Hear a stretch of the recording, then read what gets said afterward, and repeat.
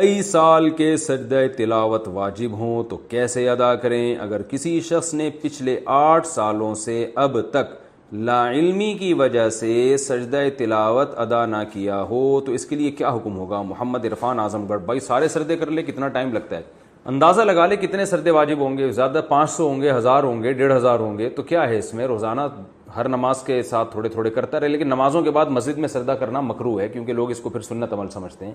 تو گھر میں آپ روزانہ کر لیں، 10 کر لیں، 20 کر لیں، 30 کر لیں اور ڈائری میں نوٹ کرتے چلے جائیں۔ سجدے میں زمین سے کتنا سر لگائیں؟ سجدے میں سر کو زمین سے کتنا لگائیں تو سجدہ ادا ہو جاتا ہے؟ کیا زور سے لگانا ضروری ہے یا آرام سے لگانے سے بھی سجدہ ادا ہو جائے گا؟ خرم شہزاد انڈیا سے۔ اتنا لگائیں کہ زمین کی تھوڑی سی سختی محسوس، بس زیادہ زور دباؤ ڈالنا ضروری نہیں ہے۔ بعض لوگوں نے ہلکا سا رکھا ہوا ہوتا ہے، بس ہلکا سا ٹچ کر رہے ہوتے ہیں، تو یہ صحیح نہیں ہے، خلاف سنت ہے۔ جیسے آپ گدے پہ سجدہ کر رہے ہیں یا روئی کے اس پہ، تو آپ کو پھر تو زیادہ دبانا پڑے گا سر کو تاکہ تھوڑی سی سختی محسوس، تو اتنا کہ ہلکی سی زمین کی سختی محسوس ہو جائے، اتنا کافی ہے۔ صرف ٹچ کرنا نہیں ہے کہ آپ کا سر زمین سے ہلکا سا ٹچ ہو جائے، یہ خلاف سنت۔ عصر کے بعد سجدہ تلاوت کا حکم۔ عصر کے بعد تلاوت کرتے ہوئے آیت سجدہ آ جائے تو کیا سجدہ تلاوت کر سکتے ہیں؟ ریان محمد عادل لکھنؤ سے۔ زیادہ تر لوگ انڈیا سے سوال پوچھتے۔ جناب ریان محمد عادل صاحب، سجدے کی نماز، عصر کی نماز کے بعد سجدہ تلاوت بہرحال کر سکتے، چاہے اسی وقت سجدے کی آیت پڑھی ہو یا پہلے پڑھی ہوئی، کیونکہ عصر کی نماز کے بعد نوافل جائز نہیں ہے، سجدہ تلاوت جائز ہے۔ البتہ جب مکروہ وقت شروع ہو جاتا ہے، جو انڈیا پاکستان میں سورج غروب ہونے سے 15 منٹ پہلے، تو اس مکروہ وقت میں پھر آپ کے لیے سجدہ تلاوت بھی جائز نہیں۔ ہاں اگر اسی وقت سجدے والی آیت پڑھی ہے تو فوراً کر سکتے ہیں، لیکن پہلے پڑھی ہوئی ہے تو اس وقت مکروہ وقت میں آپ سجدہ تلاوت بھی نہیں کرتے۔ نماز میں سجدہ تلاوت کے بعد قراءت کیسے شروع کریں؟ کیا نماز میں سجدہ تلاوت سے اٹھنے کے بعد تسمیہ پڑھ کر تلاوت شروع کریں گے یا بغیر تسمیہ پڑھے؟ آمنہ صاحبہ، سجدہ تلاوت جب نماز میں کرتے ہیں نا تو اٹھنے کے بعد بغیر بسم اللہ کے جہاں سے چھوڑا ہے وہیں سے شروع کر دیں۔ البتہ اگر کوئی نئی سورت شروع ہو رہی ہے تو پھر بسم اللہ پڑھنی چاہیے۔ فجر سے پہلے نوافل پڑھ سکتے ہیں، فجر کی نماز کے بعد کوئی نفل نہیں پڑھ سکتے، صرف قضا نماز پڑھ سکتے ہیں۔ لیکن کیا فجر کا وقت داخل ہونے کے بعد فجر کی نماز سے پہلے کوئی نفل پڑھ سکتے ہیں، جیسے تحیۃ الوضو وغیرہ؟ امت اللہ صاحبہ شکارپور سے۔ دیکھیے تہجد کا وقت جب ختم ہوتا ہے تو پھر اشراق تک رسول اللہ صلی اللہ علیہ وسلم سے صرف فجر کی 2 سنتیں اور 2 فرض پڑھنا ثابت ہے، حالانکہ آپ صلی اللہ علیہ وسلم نوافل پر نماز پہ بہت حریص تھے۔ تو اس سے علماء نے استدلال کیا کہ نبی اتنے زیادہ نماز پہ حریص ہونے کے باوجود، اتنا زیادہ آپ کو نماز کا شوق تھا، اس کے باوجود آپ صلی اللہ علیہ وسلم نے صرف 2 سنتیں اور 2 فرض پڑھی ہیں۔ تو علماء کہتے ہیں اس سے پتہ چلتا ہے کہ صرف یہی پڑھی جائیں گی، اس کے علاوہ پڑھنا مکروہ ہے، ناپسندیدہ۔ تو جب صبح صادق کا وقت شروع ہو جائے تو آپ پھر کوئی نوافل نہیں پڑھ سکتے سوائے فجر کی 2 سنتوں۔ البتہ وہ نوافل جن کا کوئی سبب ہو، جیسے کسی نے وضو کیا ہے تو تحیۃ الوضو پڑھنا، یا مسجد میں داخل ہوا تو تحیۃ المسجد پڑھنا، تو یہ امام شافعی اور دوسرے امام احمد بن حنبل کے نزدیک تو یہ جائز ہے، لیکن امام ابو حنیفہ کے نزدیک یعنی حنفیہ کے نزدیک یہ بھی جائز نہیں ہے، کیونکہ وہ کہتے ہیں یہ بھی نوافل ہیں۔ تو یہ جو حدیث میں آتا ہے جب تم میں سے کوئی مسجد میں داخل ہو تو بیٹھنے سے پہلے 2 رکعت پڑھے، یا وضو کرے تو 2 رکعت پڑھے، تو یہ جو حدیث میں آتا ہے وہ کہتے ہیں اس سے وہ اوقات مراد ہیں جن میں نوافل پڑھنا مکروہ نہیں ہے۔ تو چونکہ فجر کی 2 سنتوں کے علاوہ نبی سے اور کچھ نماز ثابت نہیں ہے، تو اس لیے نہ اس میں تحیۃ المسجد پڑھی جائے گی، نہ تحیۃ الوضو حنفیہ کے نزدیک، اور عرب علماء کے نزدیک پڑھی جائے گی۔ تو اس لیے کہا جاتا ہے کہ ایک فقہ کو فالو کریں اور پھر سارے اسی کے مسائل پر عمل کریں اور دوسرے پر طنز و تشنیع نہ کریں۔ ہر ایک کے پاس دلیل ہے اور ہر ایک اس سے استدلال کر رہا ہے۔ تو حنفیہ کے جو فقہ حنفی کو فالو کرتے ہیں، بر صغیر میں زیادہ تر لوگ فقہ حنفی کو ہی فالو کرتے ہیں، تو اس لیے وہ نہ کریں یہ کام۔ دونوں کے پاس دلائل ہیں، دونوں کے پاس حدیثیں ہیں۔ تو البتہ نبی سے بہرحال صراحتاً یہ ثابت نہیں ہے کہ آپ صلی اللہ علیہ وسلم نے صبح صادق کے بعد تحیۃ الوضو پڑھی ہو یا تحیۃ المسجد پڑھی ہو۔ آپ سے صرف 2 رکعت سنت موقدہ پڑھنا ثابت ہے۔ ہاں اس سنت میں ہی تحیۃ الوضو کی نیت کی جا سکتی ہے، تحیۃ المسجد کی نیت بھی کی جاتی ہے۔ آپ جب مسجد میں آئے تو آتے ہی فجر کی 2 سنتیں جو آپ پڑھیں گے تو اسی میں تحیۃ الوضو کی نیت بھی کر لیں، تحیۃ المسجد کی نیت بھی کر لیں، تو ایک تیر سے 3 شکار ہو جائیں گے، ثواب ملے۔ افحسبتم انما خلقناكم عبثا تعالى الله الحق لا وقال تعالى الذي خلق الموت والحياة ليبلوكم ايكم احسن عملا۔ قرآن مجید کی چند آیات تلاوت کی، بول بول کے میرا گلا بالکل بیٹھ گیا ہے، بولا نہیں جا۔ کل تو بالکل ہی گلے کی حالت خراب ہو گئی تھی تو مجھے بیان نہیں کیا، اس لیے میں زیادہ لمبی بات نہیں کروں گا۔ جب گلے کی یہ پوزیشن ہوتی ہے تو جوانی کے ایام یاد آتے ہیں، دن یاد آتے ہیں جب ہم جوان ہوا کرتے، 3 4 بیانات ہو جاتے تھے، بول بول کے بولا ہی نہیں جا رہا ہے، ڈانٹنے کے لیے بھی طاقت نہیں بچی۔ بہرحال دیکھو بھائی، دنیا میں ایک ہی مذہب باقی بچا ہے جس کے پاس تعلیمات بھی ہیں اور تعلیمات پہ چلنے والے لوگ بھی۔ باقی جتنے بھی دنیا میں مذاہب ہیں ان کے پاس نہ تعلیمات ہیں اور نہ ہی تعلیمات پہ چلنے والی پبلک ہے۔ اللہ تعالیٰ جو چیزیں ہمارے لیے بہت زیادہ ضروری ہوتی، اللہ تعالیٰ کی عادت یہ ہے کہ ان چیزوں کو اللہ نے ہمارے لیے آسان بنائے۔ یہ نیچر کا ایک اصول ہے، جو چیز جتنی زیادہ ضروری ہوگی وہ اتنی زیادہ آسان۔ ہمارے لیے کھانا بہت زیادہ، کھانے کے بغیر ہم زندہ، جملہ مکمل کر لیں، نہیں رہتے۔ اور کھانے میں ہمیں چاہیے بھی کیا چیز؟ اگر ہمیں کھانے میں پلاسٹک چاہیے ہوتا کوئی مسئلہ نہیں تھا، کمپنیاں بنا بنا کے پلاسٹک چیزیں ہمیں دیتی رہتی، ہم کھاتے رہتے۔ ہمیں چاہیے وہ چیزیں کھانے میں جو انسان بنا ہی نہیں سکتا۔ ما کان لکم ان تنبتوا شجرہا، قرآن کہتا ہے کہ تم ان درختوں کو پیدا کر ہی نہیں سکتے اپنے ہاتھ سے، بنا ہی نہیں سکتے۔ ہم گندم بنا سکتے ہیں اپنے ہاتھ سے؟ بولو، پلاسٹک بنا سکتے ہیں نا؟ بنا سکتے ہیں بھائی، فیکٹریوں میں بنتی ہے پلاسٹک، گاڑیاں بنتی ہیں فیکٹریوں میں اور بہت ساری چیزیں بنتی ہیں، ابھی کیا کیا چیزوں کا میں لیکن ہم جو چیزیں کھاتے ہیں نا، وہ کوئی بھی اس کا جو اصل مادہ ہے نا وہ خود نہیں بنتا، وہ بہت ہی ٹیکنیکل طریقے سے بنتا ہے۔ ہم روٹی کھاتے ہیں، روٹی میں کیا استعمال ہوتی ہے؟ اسے بول لیں گندم، قرآن کہہ رہے تم نہیں بنا سکتے۔ ہم گوشت کھاتے ہیں، قرآن کہہ رہے تم بولو نہیں بنا سکتے۔ ہم انڈا کھاتے ہیں، قرآن کہہ رہے تم نہیں بنا سکتے۔ ہم سیب کھاتے ہیں، میں جو کھاتا ہوں وہ تو بتا دوں تاکہ میں جب بھی کھانے پینے مثالیں قرآن سے دیتا ہوں تو سمجھ جایا کرو کہ مثالیں سمجھ رہے ہو نا، تاکہ کبھی دعوت ہو تو یہ سب چیز دسترخوان پہ ہمیں چاہیے۔ تو ہم گوشت کھاتے ہیں، ہم گوشت کو بنا نہیں سکتے۔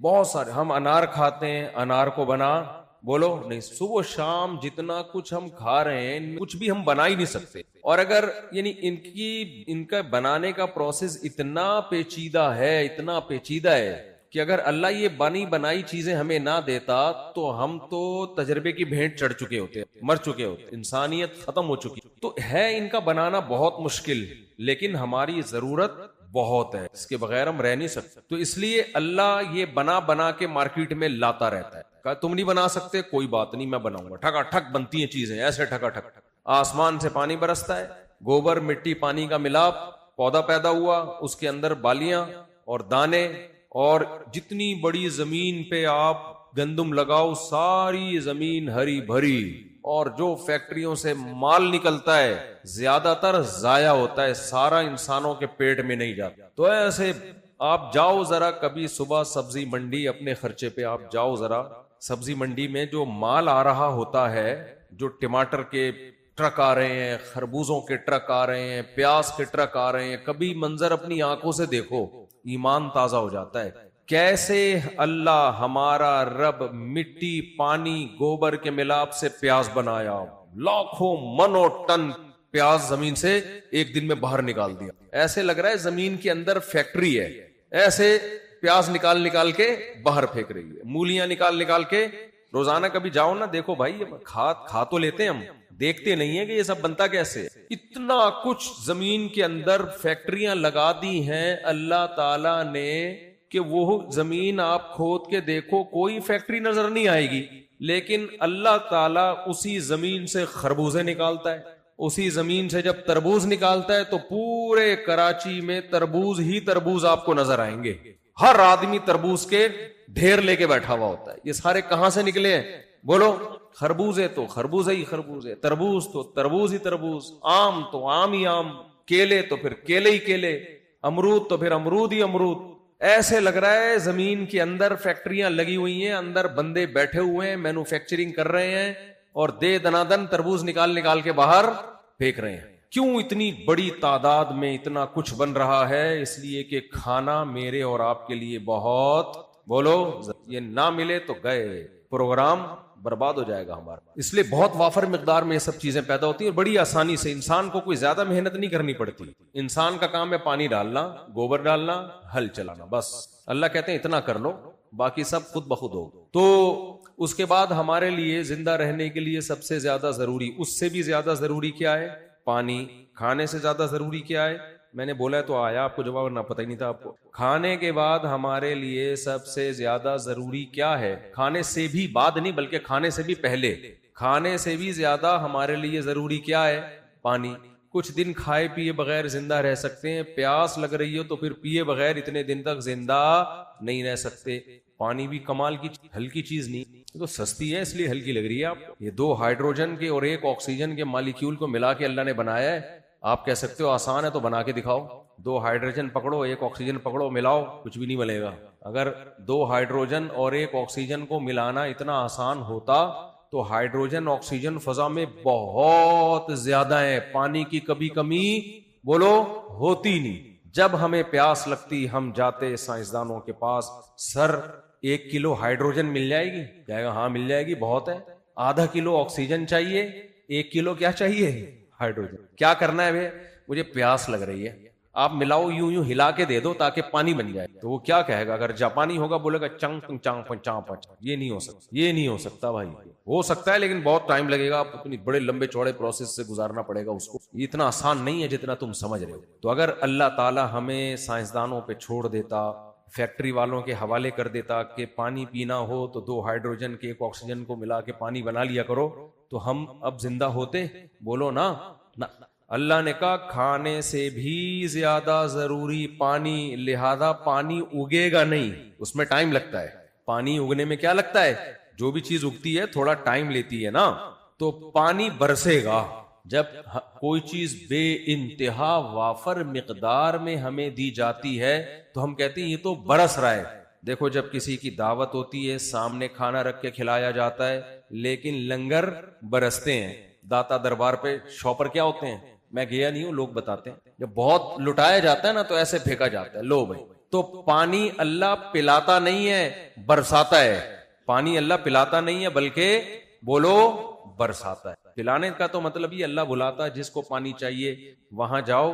جیسے گورنمنٹ نے ہمیں ایسا کر دیا, وہاں جاؤ نل کا کھولو, تمہاری قسمت کبھی ہوا آئے گی اور اتفاق سے کبھی پانی بھی آ سکتا ہے. یہ ہے پلانا.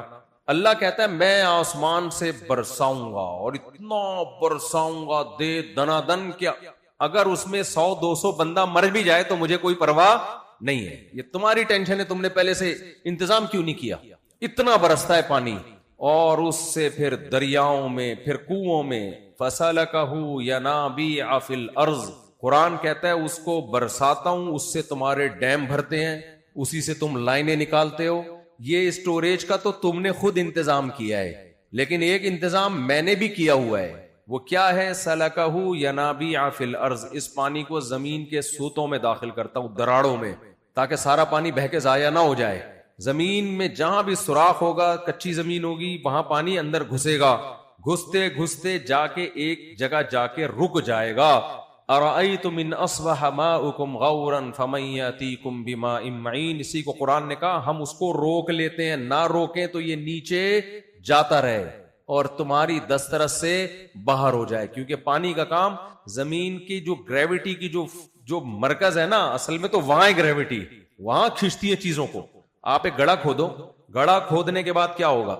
اتنا لمبا گڑھا کھودو کہ زمین کے مرکز تک پہنچ جائے. وہ ہو نہیں سکتا ایسا, گڑھا کھودنے کی بڑی کوششیں کی گئی, ناکام ہوئے, لیکن فرض کرو کامیاب ہو گئے. تو اگر آپ کو اس گڑھے سے اوپر سے نیچے پھینکا جائے تو آپ کہاں جا کے ٹکو گے؟ کہیں بیچ میں کوئی جگہ آئے گی جہاں رک جاؤ؟ کیوں نہیں بھائی. 10 foot 20 foot 1 kilometre 2 kilometre 10 kilometre 50 kilometre کہیں رکو گے جا کے؟ نہ, جاتے رہو گے. جب بالکل زمین کے مرکز پہ پہنچو گے اس وقت تو ویسے تو کباب پراٹھا بن چکے ہوگے, لیکن ایک مثال دے رہا ہوں, اگر نہ بنے ہوئے تو زمین کے مرکز پہ جا کے, اتنی سائنس تو آنی چاہیے یار, زمین کے مرکز پہ جا کے رک جائیں گے. جملہ کمپلیٹ کر لیتے تو وہاں جا کے رک جائیں گے. تو اگر اللہ یہی نظام پانی کا بھی رکھتا, بارش سے پانی برسا زمین میں جا رہا ہے, نیچے جب گرم پلیٹیں آنا شروع ہوئی تو وہاں جا کے جل گیا, پھر بھاپ بن کے اڑ گیا, تو پروگرام بڑھ گیا. کیسا شعر کا ہے دیکھو. ایسا ہوتا نہیں. اگر ایسا ہونا, پانی کا حصول ہمارے لیے بہت مشکل. لیکن پانی ہمارے لیے بہت ضروری ہے. تو اس لیے اللہ کیا کرتا ہے, اس پانی کو برسا کے اللہ کہتے ہیں ارأیتم ان اصبح ماؤکم غورا, ایک جگہ پہ لے جا کے اس کو روک دیتا ہوں میں, بس اتنا نیچے نہ ہو کہ بورنگ سے بھی نہ نکل سکے, کنواں کھدنے سے بھی نہ نکل سکے, اس کو ایک جگہ لے جا کے روک دو, کیونکہ یہ انسانوں کے لیے ہے. تو جب برسا انسانوں کے لیے تو انسان کے لیے اس کو نکالنا آسان ہو. آپ کہہ سکتے ہیں اور تھوڑا نیچے چلا جاتا پیٹرول کی جگہ پہ تو انسان تو وہاں سے بھی نکال لیتا ہے. اگر نہ نکالتا ہوتا تو پیٹرول کیسے نکال لیتا ہے, پھر نکالتا ہے نا, کمپنیاں نکالتی ہیں. بھائی مزید نیچے جاتا ہم نکال تو لیتے, لیکن بڑی بڑی کمپنیاں بلانی پڑتی, پانی نکالنے میں اربوں روپے کا خرچہ ہوتا, غریب آدمی کا پروگرام برباد ہو چکا, مر چکا ہوتا. وہ جو کمپنیاں پیٹرول نکالتی ہیں وہی کیا نکال رہی ہوتی, پانی. اس لیے اللہ نے کہا اتنا زیادہ نیچے نہ لے کے جاؤ, بس ایک جگہ لے جا کے اس کو روک دو. کہاں لے جا کے روکو, غریب آدمی کنواں کھود کے نکال سکتے. سمجھ میں آ رہی ہے بات؟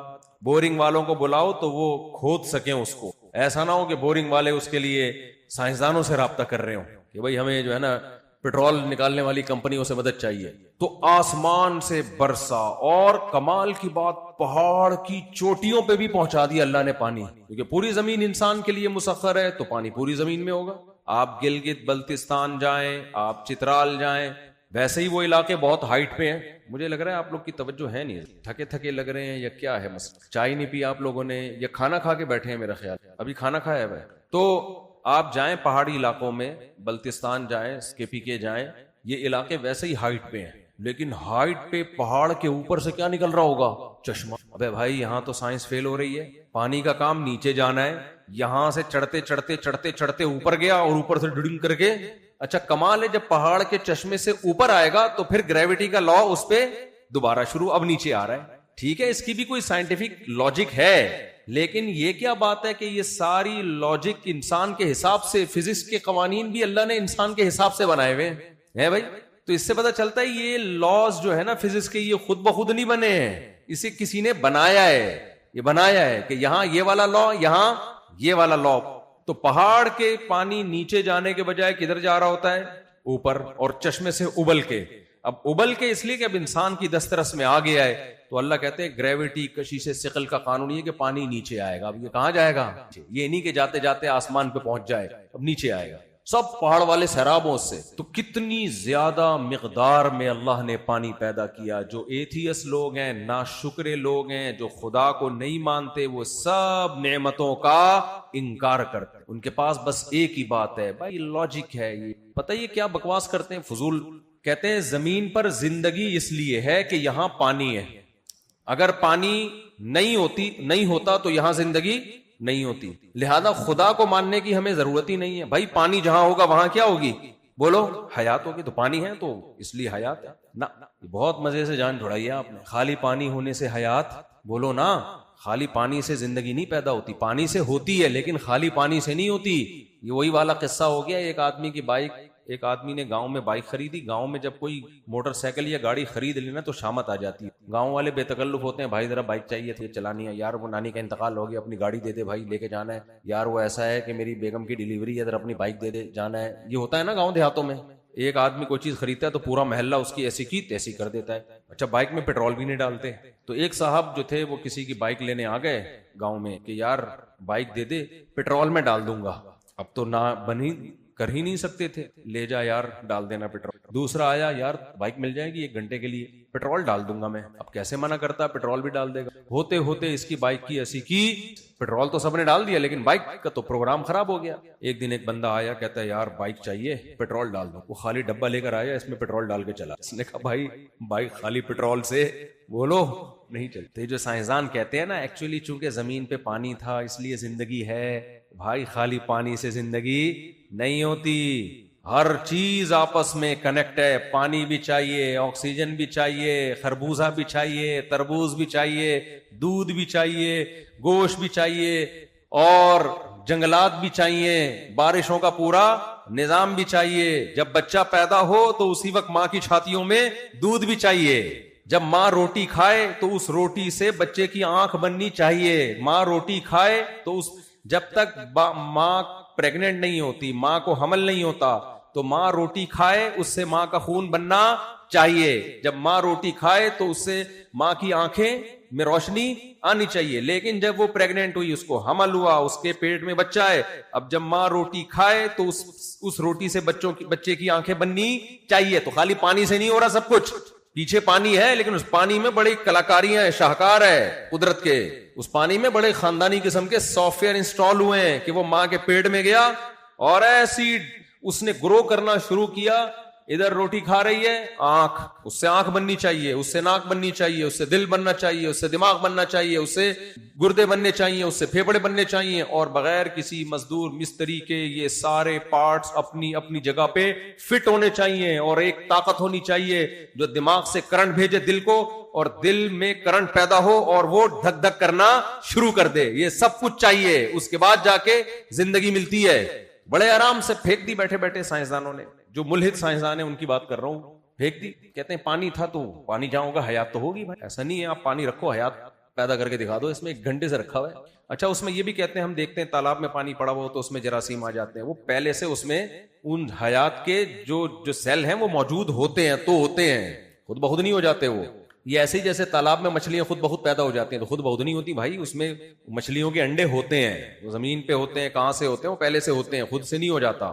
تو اللہ نے پانی بھی بنایا, اللہ نے ہر چیز کو آپس میں ایک دوسرے سے جوڑ دیا, زبردست سائیکل میں چلا دیا. یہ سائیکل میں کوئی بھی گراری دائیں بائیں ہو گئی تو زندگی ختم.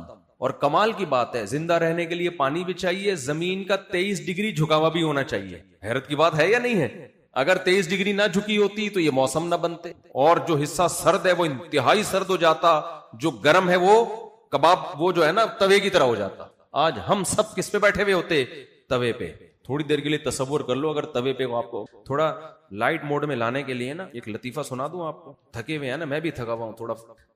3 پھینکو بیٹھے ہوئے تھے, 3 پھینکو بیٹھے. ایک نے کہا میرے ابا ایسی گرم چائے پیتی کہ ادھر کپ میں گرم چائے آئی اور فوراً پینا شروع کر دی, ذرا بھی ٹھنڈی ہونے کا انتظار نہیں. میرے ابا کیتلی سے ڈائریکٹ منہ لگا کے پیتے تھے کہ اگر کپ میں ڈالا نا تو بھی تھوڑا ٹائم لگے گا, ڈائریکٹ. اب تیسرے کے پاس پھینکنے کے لیے کچھ بچا تھا ہی نہیں. اس نے کہا میرے ابا دودھ پیتے, پتی کھاتے, پانی پیتے, چینی کھا کے توے پہ بیٹھ جایا کرتے. سمجھ رہے ہو کہاں بیٹھ جاتے تھے؟ خود ہی پکتی رہ گئی. تو اگر یہ زمین 23 ڈگری نہ جھکی ہوئی ہوتی تو ہم موسم کا بہت مسئلہ خراب ہو جاتا. وہ موسم نہ بنتے جو حیات کے لیے سوٹیبل ہے, زندگی کے لیے سوٹیبل ہے. زمین کی رفتار کو دیکھ لو, زمین کا سورج کے گرد جتنے عرصے میں ایک ایک چیز بھی ذرا سی دائیں بائیں ہوئی برباد. بعض لوگ یہ کہتے ہیں بھائی ٹھیک ہے ہم نہ ہوتے لیکن کوئی دوسری مخلوق ہوتی, تو پھر کیوں نہیں ہے دوسرے سیارے پہ کوئی زندہ دوسری مخلوق نظر کیوں نہیں آتی ہمیں؟ اس کا مطلب کیا ہے کہ بھائی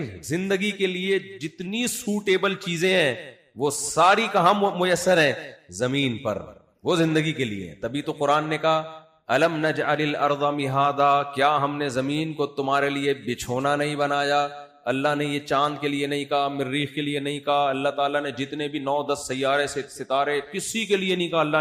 اللہ نے کہا زمین کو میں نے تمہارے لیے کیا بنایا؟ بچھونا. بچھونا کسے کہتے ہیں؟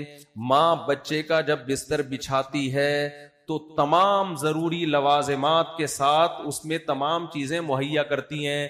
بالکل پنکھے کے نیچے بھی نہ ہو کہ صبح اکڑا ہوا ہو, بالکل پنکھے سے دور بھی نہ ہو کہ گرمی لگے بچے کو, اور ایسے کنارے پہ بھی نہ ہو کہ گر جائے بستر سے. تو ہر چیز میں اس کو خیال کرتی ہے. کوئی ایسی جگہ بھی نہ ہو کہ کوئی جانور آ کے کھا لے. اللہ کہتے ہیں یہ پوری ہزاروں کروڑوں لاکھوں کہکشاؤں سیاروں ستاروں میں اتنا سا ریت کے ذرے سے بھی چھوٹا سیارہ ہے زمین. اللہ کہتے ہیں اس کو میں نے انسانوں کی زندگی کے لیے سوٹیبل بنایا, ایسے جیسے ماں بچے کے لیے بچھونا بچھاتی ہے.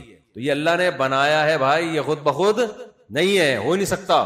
تو ہمارے لیے دوسرے نمبر پہ کھانے سے بھی زیادہ ضروری کیا ہے؟ بولو, پانی. تو اس لیے کھانے سے زیادہ آسان اللہ نے کس چیز کو بنایا؟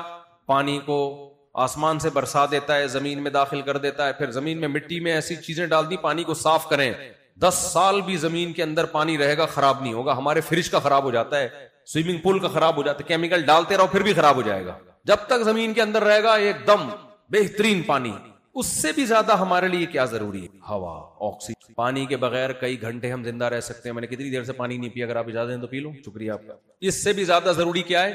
آکسیجن، ہوا. پانی کے بغیر ہم 6-7 گھنٹے، 10 گھنٹے، 12 گھنٹے، 18 گھنٹے زندہ رہ لیتے ہیں. روزے میں، لمبے روزوں میں 17 گھنٹے بھی پانی نہیں ملتا. اگر اللہ حکم دے دیتا کہ آکسیجن کا روزہ رکھو، اللہ حکم دے دیتا کہ روزہ کس کا ہوگا؟